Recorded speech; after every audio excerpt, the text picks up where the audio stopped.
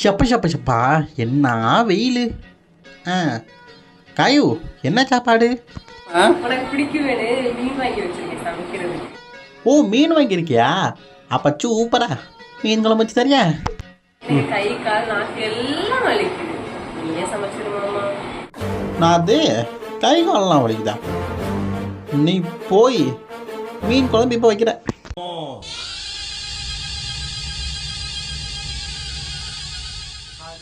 அத்தாடி பார்வையிலே மிரட்டுறாள்.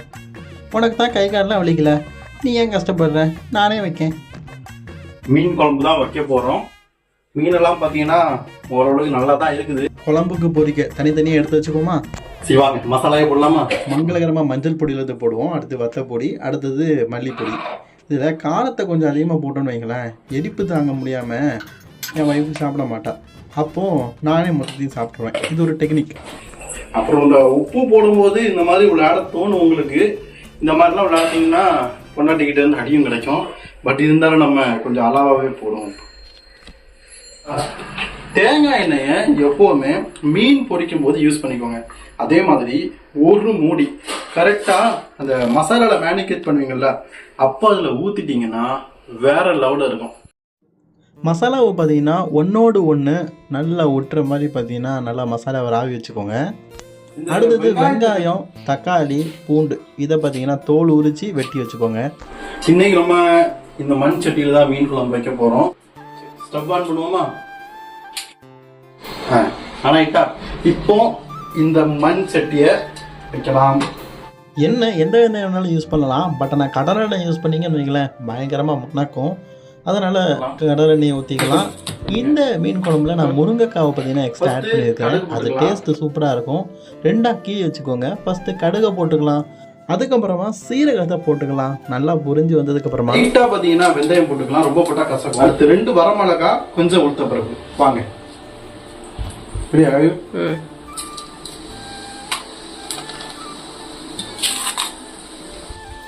அடுத்து சரி வாங்க கிண்டுவோம் மெதுவா. இந்த மாதிரி வந்ததுக்கு அப்புறமா முதல்ல நீங்க வெங்காயத்தை போடணும். கொஞ்சம் பக்கத்தில் வச்சு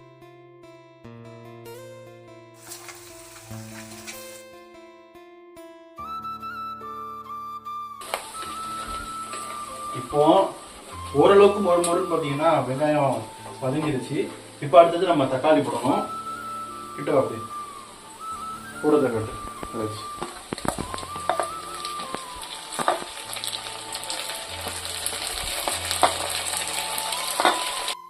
ஸ்டவ் ஆஃப் பண்ணிடுங்க. ஏன்னா இதுக்கப்புறமா இதை அரைக்க போகிறோம். நம்ம கொஞ்சம் ஆறட்டு லைட்டாக நான் கிண்டிட்டு இருக்கேன். ஏன்னா மண் சட்டினால கொஞ்சம் சூடு இருக்குது. ஓகே, நம்ம இப்போ மசாலாவை அரைக்கலாம். மிக்சியில் போட்டு மசாலாவை அரைச்சதுக்கப்புறமா சின்ன வெங்காயத்தை வெட்டி வச்சுப்போம். இது தாளிக்கிறதுக்கு. இப்போ ரொம்ப எண்ணெய் ஊற்ற வேண்டாம், கொஞ்சமாக எண்ணெய் ஊற்றிக்கோங்க. சின்ன வெங்காயத்தை வறுத்துக்குவோம்.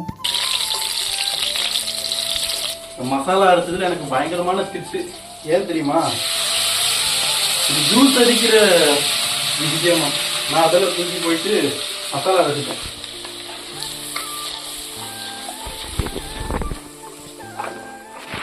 இப்படி கிண்டிகிட்டே இருந்தீங்கன்னு வைங்களேன், அடி பிடிக்காது, கொஞ்சம் கட்டியாகும், மசாலாவும் நல்லா வெந்துடும்.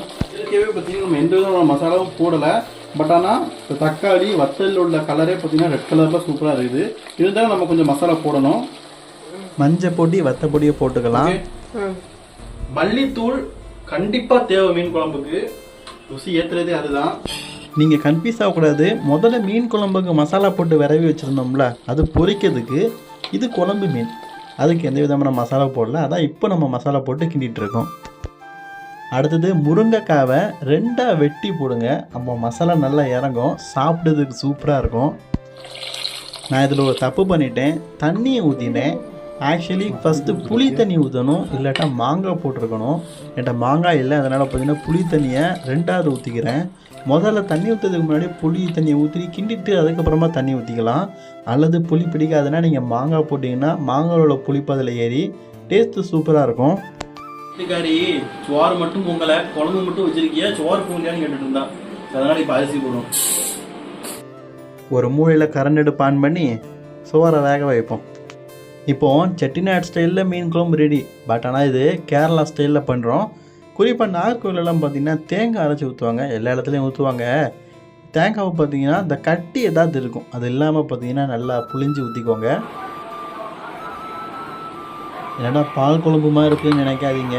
ஃபஸ்ட்டு தேங்காய் ஊற்றணும்னு இப்படி தான் இருக்கும். அதுக்கப்புறமா கலர் மாதிரி பார்க்கறதுக்கே கலர்ஃபுல்லாக இருக்கும். பார்த்தீங்களா எப்படி மாறிட்டுன்னு. மீன் குழம்பு இப்போ மீன் குழம்புல மீன் போடலை. அதுக்கு முன்னாடி பார்த்தீங்கன்னா குழம்பு நல்லா வேகட்டு. இந்த பக்கம் சுமார் நேரத்தில் சொல்லிட்டு மீனை பொரிச்சிட்டு இருக்கிறேன். மீன் பொரிக்கும் போதெல்லாம் அந்த மனம் இருக்குது. தேங்காய் எண்ணெயில் பொரிக்கும் போது அடாடா வேற லெவலில் 7 மீனை ஒன்றா போட்டு நான் இப்போ பொரிச்சிக்கிட்டு இருக்கேன். ஸோ மீன் பொரியட்டு. இப்போ குழம்புல பார்த்தீங்கன்னா மீன் போடுற நேரம். ஏன்னா குழம்பு ரெடி ஆயிடுச்சு. குழம்பு ரெடியாகி ஒரு 10 நிமிஷத்துக்கு அப்புறமா, அதாவது இப்போது குழம்பு ரெடி ஆகிட்டுன்னு வைங்களேன், மீன் போட்டு 10 நிமிஷத்துக்கு அப்புறமா ஒரு கொதி வந்ததுக்கப்புறமா பார்த்தீங்கன்னா இறக்கிட்டிங்கன்னா வேறு லெவலில் இருக்கும். மீன் உடையாது. மண் சட்டியில் பொங்குறதுனால கண்டிப்பாக சூடு இருக்கும். அந்த சூட்டுலேயே பார்த்தீங்கன்னா மீனெல்லாம் நல்லா குக் ஆயிரும். மீனும் உடையாமல் சூப்பரான மீன் குழம்பு ரெடி ஆயிரும். பொரிச்ச மீனையும் நல்லா திருப்பி போட்டுக்கலாம். இது 2வது ரவுண்டு. முதல் ரவுண்டு என் பொண்டாட்டிக்கே காணாது. இதுதான் எனக்கும் எங்கள் அம்மாவுக்கும். பண்ண போறேன்னா குப்பையில கிழங்கு போட்டு வச்சு உங்கள்கிட்ட காட்டான்னு நினைச்சீங்க. ஆனால் கிழங்கெல்லாம் நல்லா கெட்டு போயிடுச்சு. பாதி கிழங்கு பார்த்தீங்கன்னா குப்பையில் தான் போடுறேன். ஏன்னா இதெல்லாம் சமைக்க முடியாது, கொஞ்சம் அழுகி போயிடுச்சு. கொஞ்சம் கிழங்கு இருக்கு. நான் பார்த்தீங்கன்னா கிழங்கு கூட்டு பண்ணி உங்கள்கிட்ட காட்டலாம் மீன் குழம்பு. அதனால கிழங்கு மட்டும் உங்களுக்காக கூட்டு ஓட்டி பண்ணி காட்டுறேன். அது ஒரு ஆளுங்க தான் சாப்பிட முடியும். இருந்தாலும் உங்களுக்காக கொஞ்சோண்டு கிழங்க பார்த்தீங்கன்னா நல்லா கழுவி இப்போ அவிச்சிருக்கிறேன். தோலெல்லாம் உரிக்கலை. அது ஏன் அப்படிங்கிறத 2வது சொல்கிறேன். தேவையான அளவு உப்பு போட்டுக்கோங்க.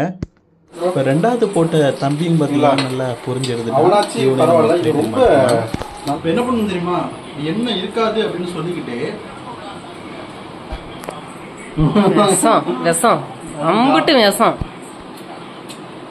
கையை கழுவிடுவோம். இப்படி சாப்பிட்டா தான் நமக்கு உண்டு. பாப் பண்ணிடுவோம். இப்போ எடுப்போம். இந்த பவுல் ஃபுல்லா எனக்கு. இங்க வா, உனக்கு தான் மீன் கறி. 20 மீன் இருக்கு, 20 எனக்கு தான். நீ 5 ஒன்று தின்னுட்ட போயிரு. எனக்கும் உங்க அம்மாக்கும் தொட்ட நீ கெட்ட. சரிங்களா? இப்போ அவிச்ச கிழங்க உரிச்சிக்கலாம். ஏன் தெரியுமா அவிச்சதுல போய் உரிக்கிறேன். அப்போ ரொம்ப ஸ்மூத்தாக அப்படியே வந்துடும். பார்க்குறதுக்கே நல்லா இருக்கும். நீங்கள் ஸ்டார்டிங்கில் பார்த்தீங்கன்னா உரிச்சிங்கன்னா கூட வராது ஒழுங்கா. ஆனால் அவிச்சதுக்கு அப்புறமா உரிச்சிங்கன்னா செமையாக வரும். லைட்டாக தேங்காயை ஊற்றிக்கலாம். அதுக்கப்புறமா பார்த்தீங்கன்னா லைட்டாக கடுகு, உளுந்தம்பருப்பு, கடுகு மற்றும் கருவேப்பிலையை போட்டு தாளிச்சிக்கலாம். லைட்டாக மஞ்சப்பொடியும் போட்டுக்கலாம். காரத்துக்காக ஒரு வரமிளகாயும் சேர்த்துக்கலாம். அது உங்களுடைய விருப்பம். இது வதங்கினதுக்கப்புறமா நம்ம ஆல்ரெடி வேக வச்சுட்டு இருந்த அந்த கிழங்கு இருக்குது பார்த்தீங்களா, மரசீனி கிழங்கு, அதை போட்டு நல்லா கிண்டிக்கோங்க.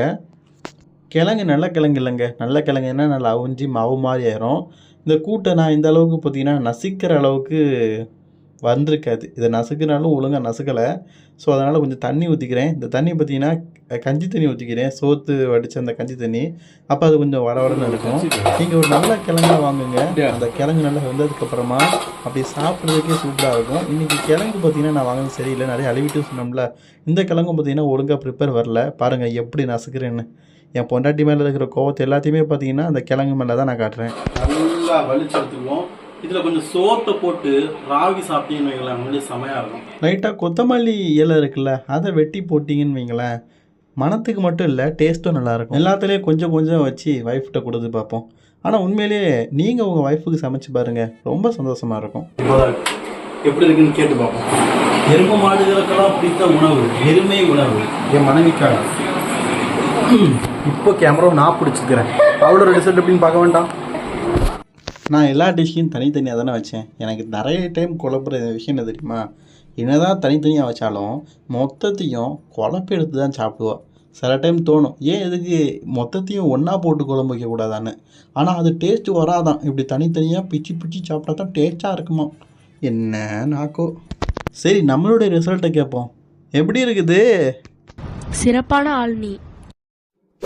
அப்புறம் என்ன, நீங்கள் லைக் பண்ணி ஷேர் பண்ணி சப்ஸ்கிரைப் பண்ணி பெல் ஐக்கனை கிளிக் பண்ணி எல்லாத்தையும் பண்ணிடுங்க. நீங்களும் சிறப்பான ஆள் தானே.